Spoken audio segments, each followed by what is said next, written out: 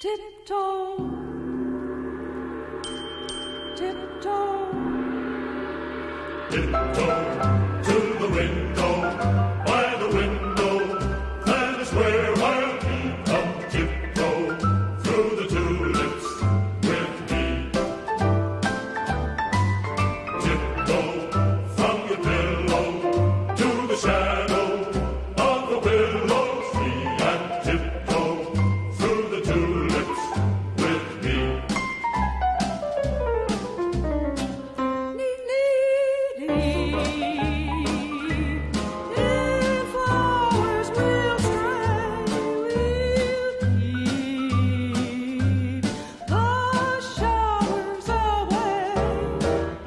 If I kiss you in the garden, in the moonlight, will you pardon me? Come tiptoe through the tulips with me.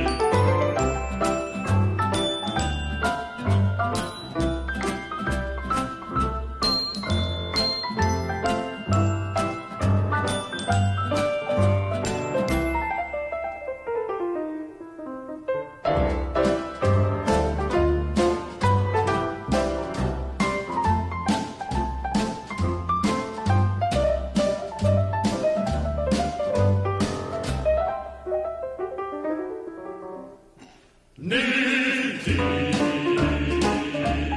in flowers we'll stray. we'll keep those showers away. And if I kiss you in the garden, in the moonlight, will you pardon me? Come tiptoe through the tulips with me. Tiptoe, tippy tiptoe, tippy tippy tiptoe. We're speaking to the Foreign Minister Alexander Downer. Minister, what's your reaction to the remarks made last night by the former Iraqi Minister Ali Alawi? He's in Australia, and he said last night at the Lowy Institute Kevin Rudd's plans to withdraw Australian troops from Iraq would not have a significant effect on security. What he actually said was if Australia pulls out tomorrow, it will not have a significant effect on the combat and the battle situation in Iraq. Well, the Americans have the bulk of the troops in Iraq. I think everybody knows that. But it backs up I Kevin don't think Rudd's... you should diminish. I don't think you should diminish the role that our troops play. And if you search through the newspapers today, I'm told you'll find a story in the Herald Sun, which you could have asked me about as well, where an Australian major, I think he's a major, has been expressing the view that the Australian media don't focus on the good work that the Australian troops do. Look, the Australian troops have trained 16 or so thousand Iraqi soldiers. The Australian troops have contributed to a more secure environment in the southern part of Iraq. As far as Mr. Rudd is concerned, he says that we should pull out of Iraq. But now let's understand this. We have 1,500 troops in Iraq, and he says we should withdraw 500 of the 1,500, and we should leave 1,000 there. If you ask me, that's playing both ends against the middle. You're either against it and you'd pull all of the troops out and just leave it all to the Americans, or you're for it and you would leave our deployment there. But look, let me make another point, if I may, on Iraq. We are at a situation now where things are getting a lot better in Iraq. I hope that remains the case, but they are getting a lot better there. This is hardly the time, just as we're making real progress there, to throw the whole situation into turmoil by going around arguing that Western forces should be withdrawn from Iraq. Sure, you could withdraw one country or another country and leave it to the Americans and others to do all the heavy lifting, but the truth is that I think we should all, recognise that progress is being made and just make sure we consolidate that progress. Minister, can we bring it back home now? Yesterday you were critical of Kevin Rudd for giving an interview in Mandarin to CCTV, which is one of China's largest television networks. What's the problem with that? Isn't it a good thing if an alternate Australian leader, one, makes himself available to one of our important neighbours but can talk in their language? Isn't that a good thing? Well, I don't think it matters very much. You know why?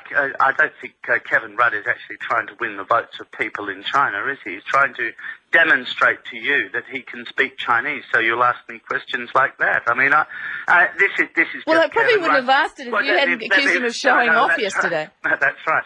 I just make this point. Look, he likes to show off, though there are thousands upon thousands of Australians.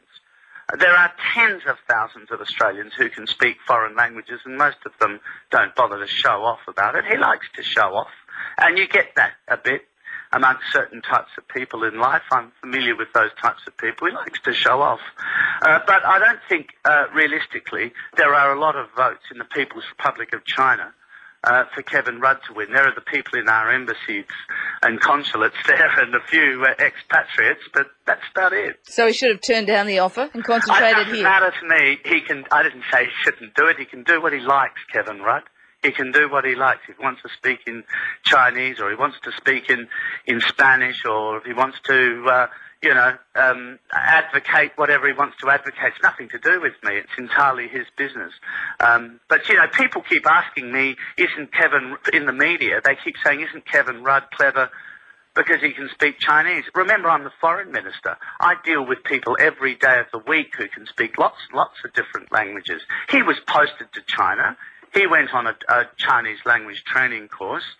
But I mean, I know dozens of people in DFAT in exactly the same position. So it doesn't sort of excite me very much in the way it seems to interest, one or two elements of advocacy in Australia. Very briefly, Minister, we're out of time, but are you heartened by today's news poll? Do you think there is a sign that the coalition is, in reality, closing that gap significantly? Look, who knows about the opinion polls? They'll be judged like everybody else on November the 24th. But look, I can just tell you this, that my sense as I go around the country and the sense of our candidates as we go around is that there is growing concern about Labor's capacity to manage the economy. That is becoming much more of an issue. And, we obviously have a very difficult international situation at the moment. We see Citigroup and Merrill Lynch in going through some difficulties at the moment. We have the drought, of course, in Australia, the impact of that on, in particular, vegetable prices. This is a difficult situation, and you just get the sense as you go around now talking to people that they're a little wary of changing the government, throwing out an experienced team and putting in a team, 70% of whose front bench are former trade union officials. Okay. Alexander Downer, thank you very much for joining us. It's a pleasure. Foreign Minister Alexander Downer, very much on message there, joining us from Perth. It's 23 past 8.